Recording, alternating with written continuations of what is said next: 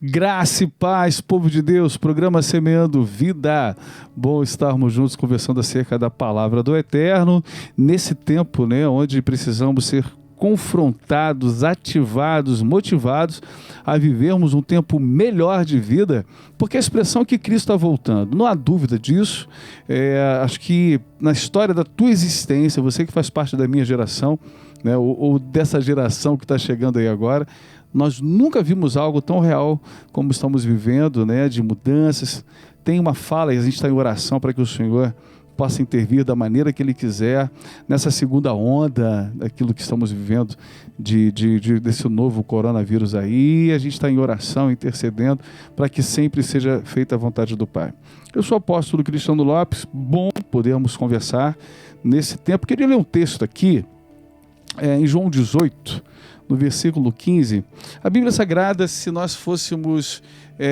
existem vários filmes, eu estava assistindo hoje pela manhã o filme de Davi contra Golias. Claro que é um romance, uma história adaptada. Davi aparece já com seus quase 20 e poucos anos de idade, saradão. E a gente sabe que não é dessa forma, mas várias expressões de filme chegam para nós como se fosse um drama. E se a gente for ler a Bíblia Sagrada, muitos desses participantes da palavra sofreram diversos dramas emocionais, psicológicos e físicos. Em João 18, conta a história de Pedro, Simão, Pedro e outros discípulos seguiam a Jesus, sendo este discípulo conhecido do sumo sacerdote. Entrou para o pátio deste com Jesus. Pedro, porém, ficou do lado de fora, junto à porta. Saindo, pois, o outro discípulo, que era conhecido do sumo sacerdote, falou com a encarregada da porta e levou a Pedro para dentro. Então a criada encarregada da porta perguntou a Pedro: não és tu também um dos discípulos deste homem? E Pedro responde que ele não era. Não sou, respondeu ele. Essa expressão de Pedro, aconteceu umas 2 vezes. Talvez pior do que Pedro, se é que pode colocar e mensurar algo pior do que isso, tenha sido Judas, naquilo que Pedro nega e Jesus traz uma traição. Mas o negar de Pedro gera dentro de Pedro um conflito muito grande, que talvez eu e você já tenhamos passado milhares e milhares de vezes, onde nós precisávamos ter um posicionamento, mas na verdade nós tivemos outro. Onde algumas pessoas que se acham muito inteligentes ou perspicazes nas suas muitas maldades se colocam diante de nós com essas toxicidades de alma, e ao invés de a gente ter um posicionamento, a gente constrói de maneira diferente e isso fica corroendo a gente por dentro, tentando fazer a gente de bobo. E tantas outras coisas que a gente vive nessas expressões de evangelho, reino de Deus.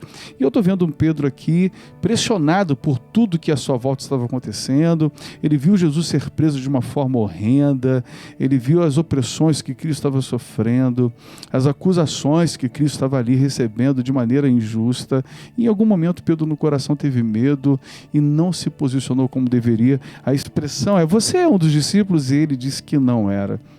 Quantos de nós, em muitas expressões da nossa vida, nós arranjamos artifícios, alguns lugares assim, como se fossem lugares gospel, para negarmos a Cristo, negarmos a palavra, negarmos princípios, E sem perceber, a gente nega, mas não assume que negou. A gente arranja uma desculpa gospel. A gente arranja um outro Deus. A gente diz que Deus falou. Quantas vezes a gente ouve com frequência essa expressão que Deus falou, Deus disse, estamos vendo isso porque Deus quer, e a gente ouve algumas coisas nesse sentido, e a bem da verdade essa expressão tem a ver com a condição do erro, a condição de um pensamento, uma construção que não foi agradável, e a gente quer arranjar um Deus para guerrear com outro Deus, que está guerreando com outro Deus, e são briga de deuses aí diferentes, e na verdade, resumindo a história aqui, Pedro negou e acabou. Pedro cometeu um erro, decidiu errado.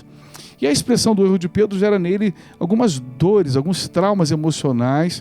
E Pedro não ficou arranjando desculpinha, dizendo, não, porque ele foi perseguido, eu fiquei com medo, eu estava assim, estava assado. Não, negou, se frustrou, ficou mal, em um momento desistiu daquilo que seria o ministério, voltou para a pesca, levou outras pessoas com ele para aquilo que seria a pescaria, e está ele lá deprimido, vivendo o seu drama. E era um drama profundo, porque não negou qualquer pessoa, ele negou a Jesus. E às vezes a gente nega algo que é realmente espiritual, a gente nega uma postura em Deus que deveria ser espiritual, seja seja de perdão, seja de amor, de conciliação, de cuidado.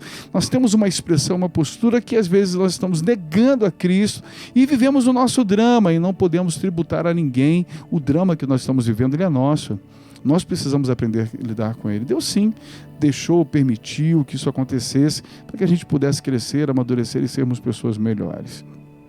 Essa expressão aqui, talvez seja com você, e você esbarra com Pedro pelo meio do caminho, naquilo que foi não uma traição, mas aquilo que foi negar a você, não estar do seu lado, não te apoiar. E às vezes nisso aí você esbarrasse com Pedro, o que seria falar para ele? Safado, né?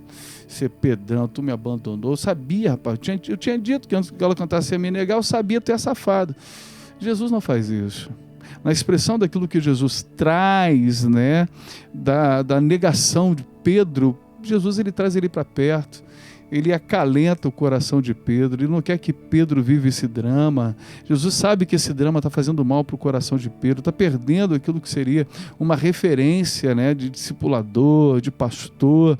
E Jesus não está preocupado com a atitude que Pedro trouxe, Jesus está preocupado com a formação de Pedro a partir dali.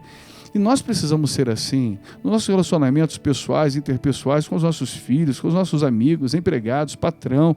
Nós não podemos levar dentro do nosso coração sentimentos de rancor, de mágoa, de paralisação, porque tiveram uma expressão, seja ela qual for, de abandono, de renúncia, de não ter tido cuidado. Não.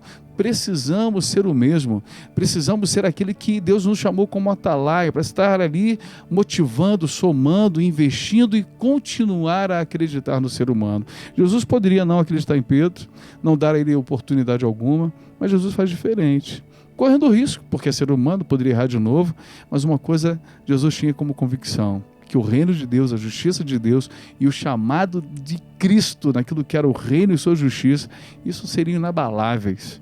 Que seja assim você, que seja assim teu ministério, que seja você assim como marido, como esposa, as convicções em Deus que elas sejam inabaláveis, a palavra de Deus seja inabalável na sua vida, e qualquer formação, construção, não importa qual seja, de um ser humano exterior, que dentro de você, convicções firmes e verdadeiras, justiça e reino de Deus, seja dentro de você um propósito.